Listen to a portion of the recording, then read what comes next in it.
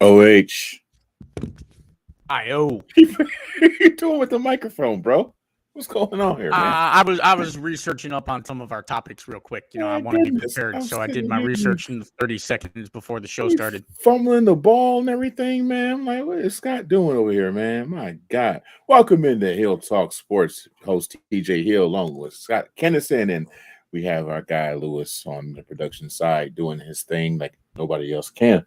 Scott, tonight we have a lot of things we're going to discuss really quickly and fast. And it's going to be an awesome show, I think.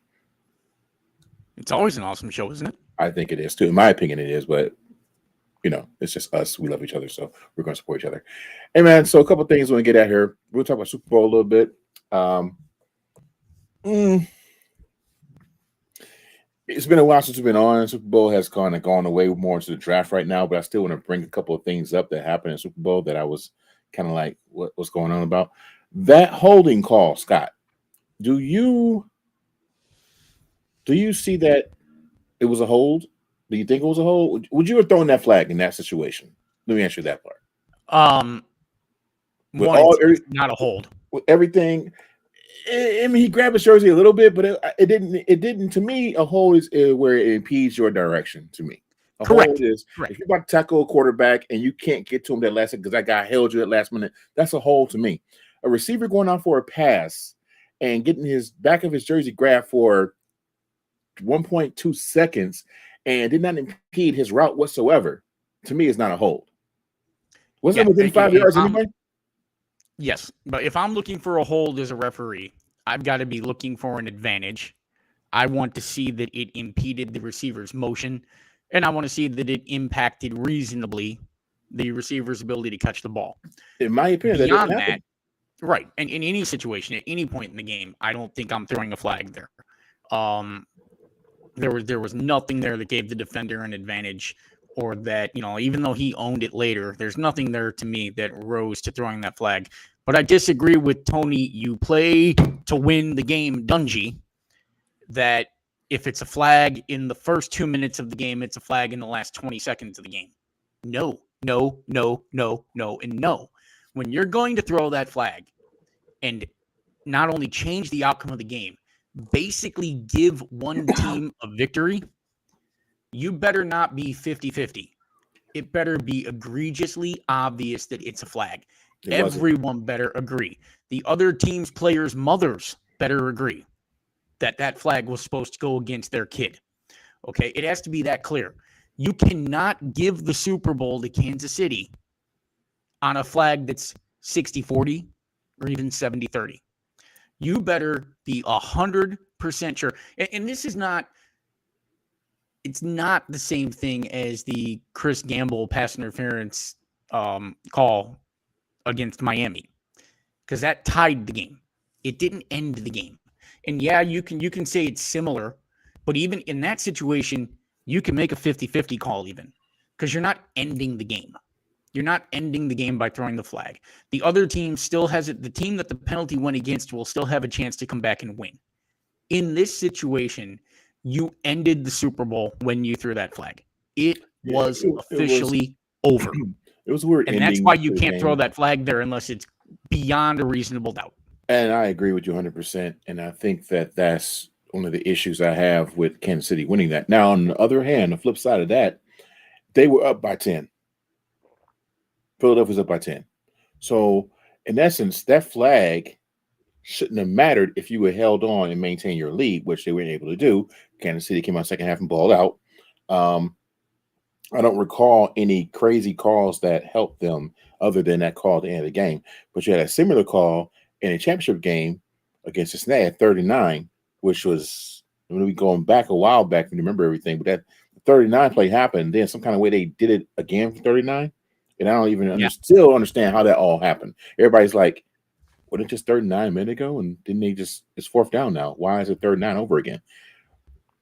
Kansas City is Kansas City is going to be the new version of New England for us.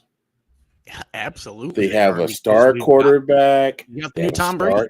star tight end, older coach who's been around for a while. Has won elsewhere.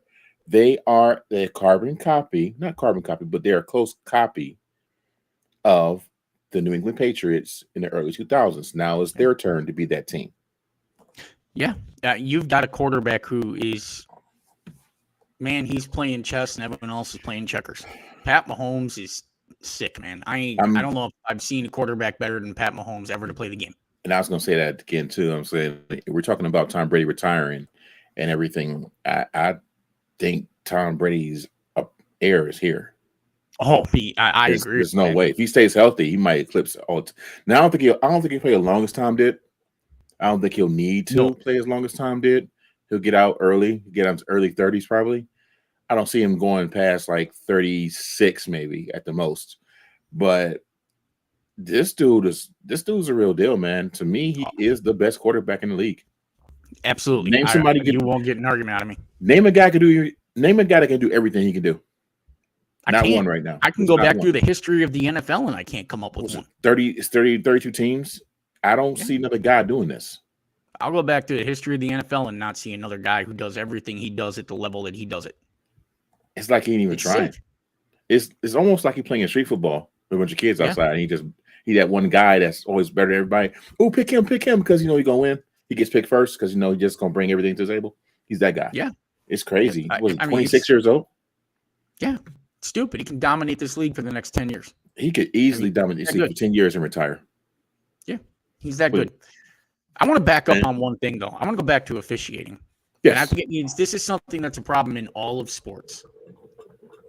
There is no accountability. When an official messes up, all everybody says is, man, it's human error. You try to do it. You'd get one wrong. You'd make a bad call. Okay, he made a bad call. Yeah, he did. And sometimes you make a bad call and there doesn't have to be consequences for it. But when you make that call, when you take an entire season of NFL football and reduce it to what a man with a whistle and a yellow hanky decides to do, you don't get to have a job anymore. And I'm going to tell you why. It's not about what's going on in Vegas. It's not about the fans. It's about players who have played through injuries, put their long-term health at risk, sacrifice times with their family, don't see their family during the season because it's spent in practice, travel, recovery, working out. It's about something that they've been working for since they've been 10 years old. And those people on the Eagles may never, ever, ever get back there because a blowhard with a whistle and a striped jersey and a hanky decided it was his time to impact the game. And if you get that moment wrong, you're done. I can't have you around anymore. Doesn't matter if that's in the NBA. Doesn't matter if that's in baseball. Doesn't matter what sport it's in. That you are not there to decide the game. You are there to officiate the game. If I know your name as an official, that's a problem. I should not know your name. I should not recognize that you're there. And there is zero accountability for these guys. And that's got to agitate the players, the coaches. I mean, coaches, I remember hearing stories about coaches who would see their kids for 1 hour a week during the season. Pick them up after school on Friday and spend an hour or two with them because they're doing the 20-hour days sleeping in the facility. And the part-time zebra who goes back to being a lawyer and probably not even a practicing trial lawyer, probably a partner who just hasn't gone to court in 20 years, gets to decide the Super Bowl. Look, man, you go back to baseball and the strike zone that Greg Max and Tom Glavine were getting in the 95 World Series. It's wrong. These athletes put in so much more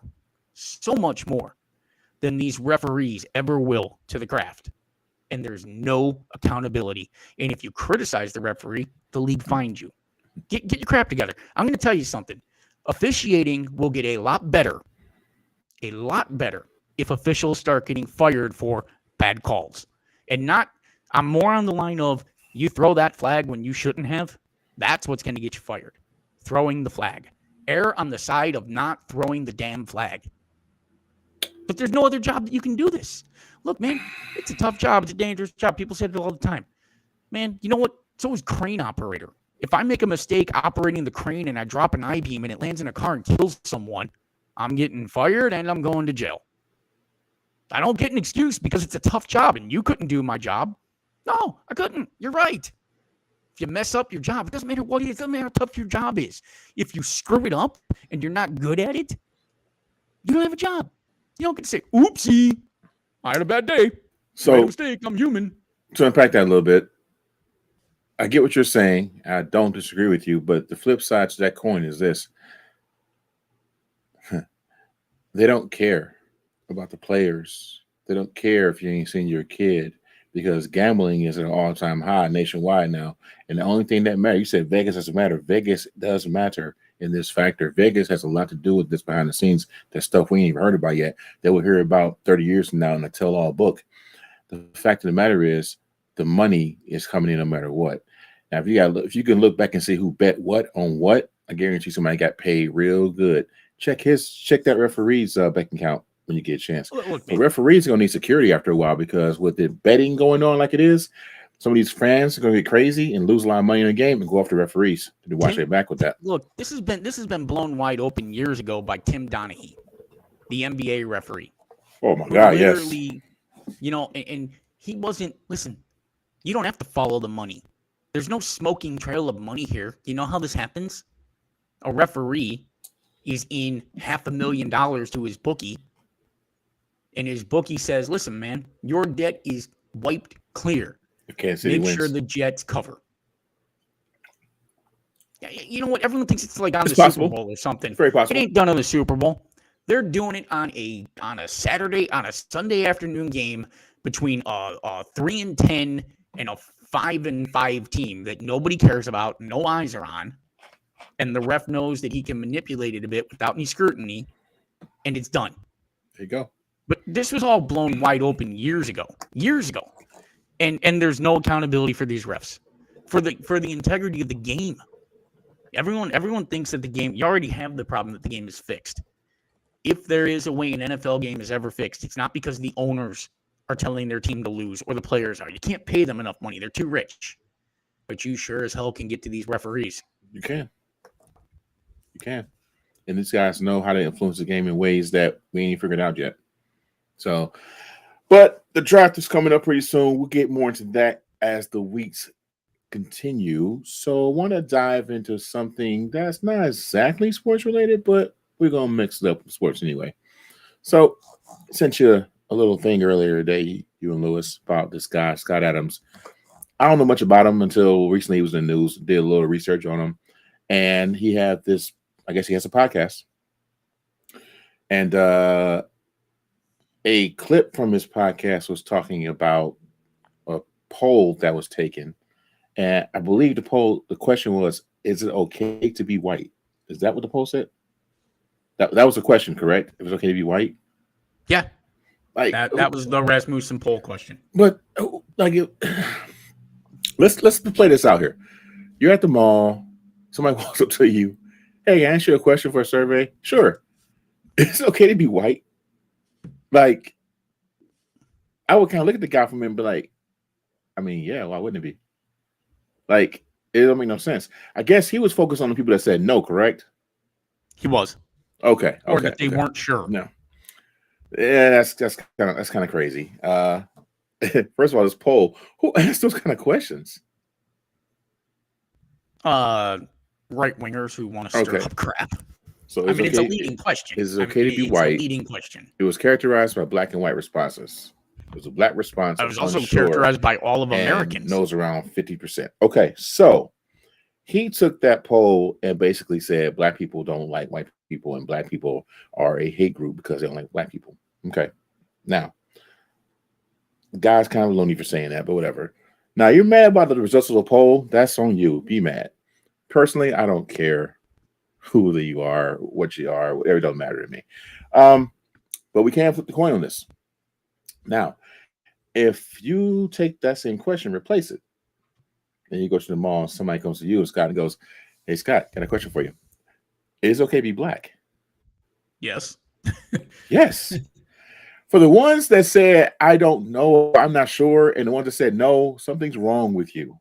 I'm just sorry. I'm sorry. Something's wrong with you for saying that. Like, All I'm why going to would you say even is say let's just no? insert. Here's this question: is it okay to be insert any race or any religion? Is it It okay should to be be? yes. Yes. The answer should be yes. Like, Because if the answer is no, something's then my wrong. follow-up question is why? And Thank there's you. legitimately no answer you can give None. that's okay. Nothing other than you are racist. If you say no and they tell why, I don't know. You can't come up with a reason why. I want. I would kind of like want to see who they asked to get a grasp on what we're dealing with here.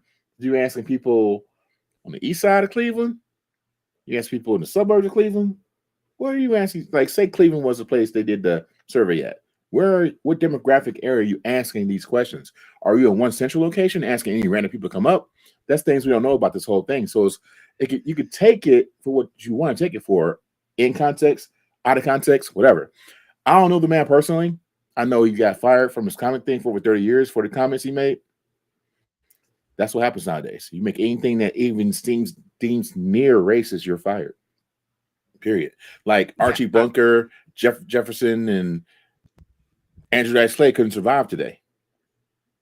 Hell, you couldn't release The Office today. You get like it's crazy. Some of these jokes on TikTok you see when they go to black and white jokes, the guy tells a joke and he goes, "Should I have said that?" He's questioning himself because he's scared to say something.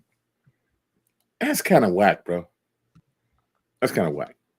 But my thing is, what I want to go into this is about Scott Adams. I kind of want to use that to go into Dion Sanders. Did you hear his comments? No, you're gonna get a lifetime reaction out of me on this one. So I don't know if you can find it, Lewis, what his comments were about who he wants to recruit. He was talking about recruiting players and the type of player he wants to recruit. So I think he said, let me see if I can find it here. Dion Sanders admits he prefers quarterbacks he recruits to come from a two-parent household. You want your quarterback to come from a two-parent household. Okay. The opposite for defensive linemen. Different attributes, smart, fast, disciplined, tough with character. Quarterbacks are different. So he wants his quarterback to come from a two-family home, a two-parent home, and his defensive lineman to come from a single mom home. Not single dad, single mom. Because they'll be hungrier to get things set up financially for their mom to pay their mom back for raising them. Wow. Now, I'm gonna say that. If Nick Saban said that exact same thing, what would happen to him? Oh, we got the clip up? I mean, come on, man. There's no doubt about that. I mean, you can't say that. Dion Sanders can't say that. Dion Sanders wrong for saying it. I'm sorry. We got the clip up. We lost it. We'll try to get it back. He wants his quarterbacks to have a 3.5 GPA or higher and come from a two-parent household so they can be a leader of men. Seriously? Yeah. But I listened to a couple of different radio shows, so I found this out. A couple of radio shows in the morning, like D.L. Hughley, something like that. And D.L. Hughley had a good point. I heard this. Father, dual parent. Quarterbacks are different. Yeah. We want mother, father, dual parent. Mm-hmm. We want that kid to be 3-5 and up because he's got to be smart. Mm-hmm. Not bad decisions off the field at all, because he has to be a leader of men. Like old lineman, I look for dual parent homes. Right. A strong father that they adhered to. Right. Smart kid, at least 3.3 and above. Lineman, defensive lineman's totally opposite. What do you mean? Single mama. Trying to get it. He's on free lunch. I'm talking about just trying to make it. He's trying to rescue mama. Quarterbacks are different. Any white coach in the country say what Dion Sanders said word for word, he'd be fired. Dead ass. You know I'm right. I mean, Dion should be fired for this. It's You not. know I'm right. That's It's- bullshit what you say. I'm sorry. It's silly. You labeling these. Look, You listen, labeling kids now. You labeling kids. You labeling kids. bottom line, I want a quarterback who can play quarterback. Thank I you. want an offensive lineman who can block, and I want a defensive lineman who can hold his run gap, blitz when necessary, Guess what? contain, shed a block. Coach football I want 18 players years. who can play football. From middle school to high school, I coached football 18 years. And I've had some of the smartest kids book-wise be the worst athletes on the field. Your grades don't matter on the field, son. That's what you can do athletically. That whole comment, 3 points, you gotta be smart. If you know football, you know football. I had kids that couldn't read can play football. Kids that could not read can tell you coverages and everything on that field like they were a coach themselves. But he's saying 3.5. I was a fan for a minute because I thought he was doing something great, but now he's showing his ass. He acting stupid. Like, go out there and Prime time has always been about prime time. I understand that, but I think Colorado going to regret this hire. I think they're going to regret this hire. I mean, you walk into a press conference and tell everybody transfer. You don't know what you got already. You watch film that quick. You still coaching Jackson State, but you telling Colorado kids to go ahead and leave. You don't even know what you got on that team. But y'all need transfer right now. It's a weird thing. I look at coaching like this. Coaching is an amalgamation of jobs. It's not solely about how smart of a football mind you are. It's not about that. Those guys can all X and O. Mm-hmm. But coaching requires you, yes, to have a deep understanding of football. You've got to know the game. But you also have to be a teacher because you're teaching. You're teaching your system. You're teaching discipline. You're teaching an approach. You're teaching a culture. Yep. You have to be a leader. Yeah. Because you're getting people to follow you. And you also are a manager. And what level of management you are as a coach is dependent on the job. And when you're the head coach, that's the CEO. Your job is to make sure that every other coach is doing what they're doing to make sure that every single player on the field is doing what they're supposed to be doing. Your job is to make sure everyone else is doing their job. I'm not sure what Dion Sanders has as a resume for any of those positions. He's one of the greatest cornerbacks to ever play the game. He's like Jeff Saturday, but he's in a college level. Jeff Saturday in college level, basically. Like, what made them go hire him from a commentator job? Seriously, you never coached before. Let's go Dion. Yeah. Let's go Dion to this little league out here with all these black colleges. See what he does. And he got a lot of kids to come there, and they did good. And now I'm gonna go to Colorado of all places, and I'm gonna see what they do. If he turns it around, most of the great coaches played football, but didn't play much past Division II, or maybe they played Division I. Most great coaches, most aren't Mike Vrabel. Yeah. They're not guys who played at an elite level in the NFL. Most coaches know the game, but their true skill set and strength is in getting people to follow them, management, and leading people, managing people and leading people and building a culture. I will ask again and again, is Colorado going to, I don't know what coaching experience Dion had before, but I would. I think he had any prior. I don't think he did. He might. I'm not sure. If we did, we didn't hear about it. Jeff Saturday hire makes no sense to me. That was ridiculous. That was a slap in the face to every coach out there. It don't matter about the Rooney Rule. That was a slap in the face to every coach, white, black, Hispanic out there in the world to hire that guy like they did. That was crazy. When I saw that, I was like, "That's ridiculous." This is all that is not new in our society, and it's been going on for a long time. Where's your little stick thing? Huh? Where's your little stick thing? Bro. What's been going on here ultimately is that as a society, we have moved away from respecting expertise. It starts when you think that your first job in government ever can be president of the United States because you have experience running businesses, and it's just the same thing. It follows Taking a shot there, Scott? Huh? Taking a shot there, Scott? Yeah. Yeah. Okay. It follows when The Rock thinks that he can run for president because he knows how to bring people together. Your first job in government can't be running the. But it'll be electrifying. Can you strongest imagine country The in the Rock world. winning? Can you imagine The Rock as winning the damn president and get on stage and be like, "If you smell what the U.S. is cooking," it'll be horrible. It'll be horrible. It would. But I mean, we believe this. Look, I've said this before, and I'll say it again. Dwayne Johnson. If I need a plumber, I'm not going to call an electrician. I knew you were going to say that. I don't care how good the electrician is, what YouTube videos he's watched. I want a plumber.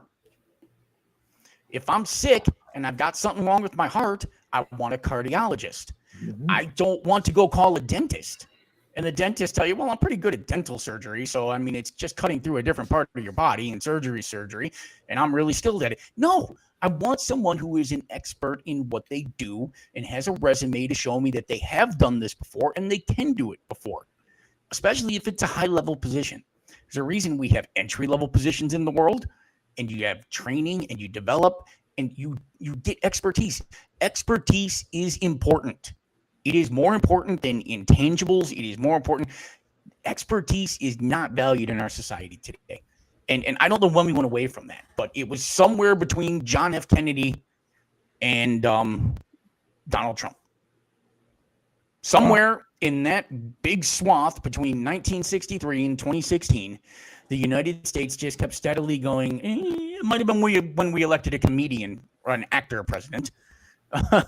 Wow. Wow. It makes no sense to me.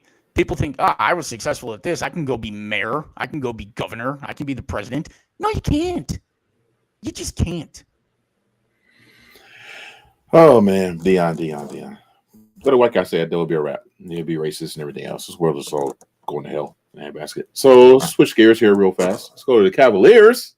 The Cleveland Cavaliers. Yeah, baby. Yeah. Cavaliers right now in the third quarter with 10 minutes and 2 seconds left in the third quarter. And they are losing to Boston 62-54 currently. Boston is 44-18, and the Cavaliers are 39-25. Get that 40 wins, baby. When's the last time the Cavs had 40 wins in a season without LeBron James? Did they get there last year? Did they get 40 last year? Yeah, I thought they were over 500 last year. I mean, were they? I don't know. And they got 18 games left. I know.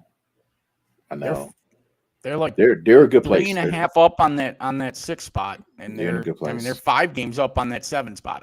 They're going to actually make the real playoffs. I believe, unless they really fall the hell apart in the next 18 games, I think they'll get at least a top 4 seed. I think they got that 4 safe right now. Unless New York going to run, but I think they can actually overtake Philadelphia with 18 games left. They ain't getting 1 or 2 unless they really do some crazy stuff. But as of right you now, have to have a major injury go on or something. Yeah, I mean, because you got to have somebody from Boston go down, somebody from Milwaukee go down to get that. As soon as that Brooklyn trade happened, they just shot right past them. Like Brooklyn does a good favor. Cool, we were stuck in 5th for a while. We couldn't catch up with them, but as soon as they made that trade and got those guys off the West Coast, Cavaliers took that 4th spot and ran away with it. 2 games down from Philly. So I mean.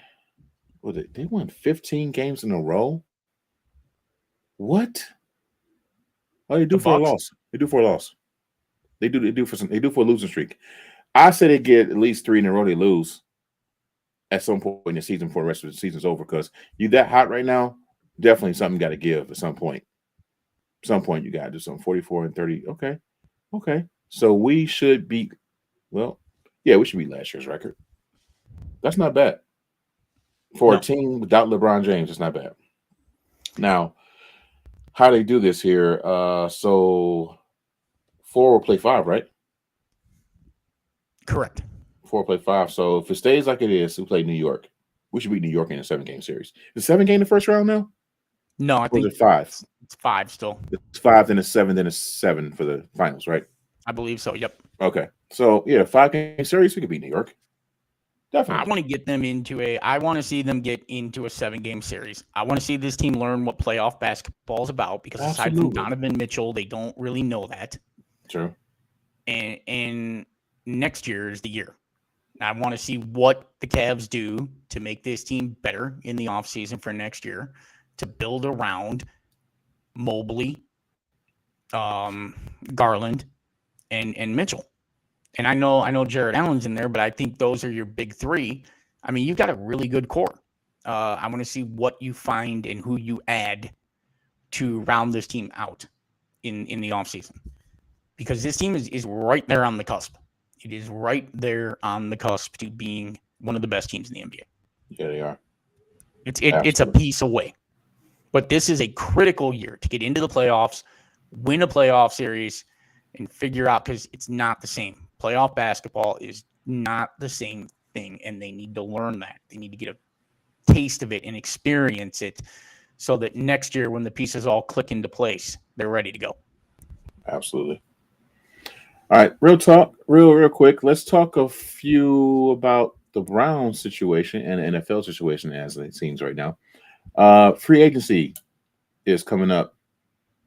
A lot of guys going to be out here. So we got Derek Carr, Carson Wentz. Did Tom Brady retire officially? He did retire, right? I thought he did, yeah. Yeah, I'm listed as free agent on here, but whatever. I guess they wait for him to come back. Marcus Mariota, Baker Mayfield, Sam Darnold, Jimmy Garoppolo, Terry Bridgewater, Daniel Jones, Case Keenum, Mason Rudolph, Jacoby Brissett, Geno Smith. Did Seattle didn't resign him yet? I figured they would resign him by now. I'm sure they're going to resign him. Joe Flacco, Andy Dalton, Mike White, Kyle Allen, Tyler Haneke, Lamar Jackson. I'm more interested in seeing where all these quarterbacks are going to land next year than the damn draft itself right now. You got some good names on here, man. You got some solid. A couple. Derek Carr's my guy. Sorry. Derek Carr, Garoppolo, Jackson. Where do you think Baker's going to wind up? XFL. Ouch. Damn. Dude. They got a lot of names on here. Wait a minute. So now, San Fran keeping Trey Lance. He's still on the contract, correct? Rookie deal still? Has he played? Yeah. He ain't played 2 or 3 games, right? It's like his 4th year. Yeah. He might be that guy that's be on ESPN one day talking about I never played because I got injured all the time. Maybe that guy. Hope he can talk on the mic. Case Keenum's out there. Buffalo got rid of him. Let's see. Garoppolo's very interesting to see where he's going to wind up. That's a big one. I mean, I heard about 3 names there that seemed intriguing to me. I mean, Geno Smith had a renaissance year in Seattle. I think he'll stay there. Yeah. He could draft a quarterback, but I think he's still going to stay there. And, I mean, you got the issue, where is Jackson going to end up? That's intriguing. Mm-hmm. And, Garoppolo, I don't know. I think people make Jimmy G out to be better than he is. The rest of those names out there, all the same. I think Garoppolo could be the quarterback in the right Mayfield, system. Marcus Mariota, Jacoby Brissett. I mean, you start running the rest of these names out there. Case Keenum. I mean, what's your chances you think that Lamar Jackson winds up back in Baltimore? I think they'd be idiotic not to bring him back. They structured their whole offense around a style of football that he plays that isn't exactly replaceable easily. I think that, well, they can't trade him because he's free agent, right? They can't trade him no more. So you got no trade bait for him. Yeah. You got to let him go. Or you got to give him what he wants. Can they franchise him? Can they franchise him? I don't know. I wish Bob Evans was here. He would know this stuff. Bobby, where you at, Bob? But I don't think they have a choice. They can franchise him. Oof. That's going to make him mad. They need him to be on their team. That's it. We've seen what the Ravens are without him. Yeah. They're a 5-win team without him. They're not good. They're just not good. You have a dynamic elite quarterback on your team. And that's the trap of having a great quarterback. They cost money to keep. And that just is what it is. The thing about Lamar is he hasn't finished the last 3 seasons. Like he become that injury-prone guy. he gets hurt. That's a huge risk. It is a huge risk, but In the way it comes with the territory of the style of quarterback that he plays. it kills their momentum every year. Like they'll start rolling and he'll get hurt and it's over. He's gonna take more hits. Yeah. He's going to take shots. He's going to take hits. That's just the reality of it. And when you take as many hits as he takes, it's gonna take luck to stay healthy. We'll see, man. We'll see. All right, we're gonna wrap it up for this week. A little short episode here because we got technical difficulties to start the show, but we got to figure it out. And we'll be back with you soon. We have some exciting news coming up real soon for you guys. We have some things going on that's going to spice it up a little bit, change things up a little bit, and it's going to be a lot of fun. So for Scott and for Lewis, I'm TJ, and we'll see you guys next time. Peace.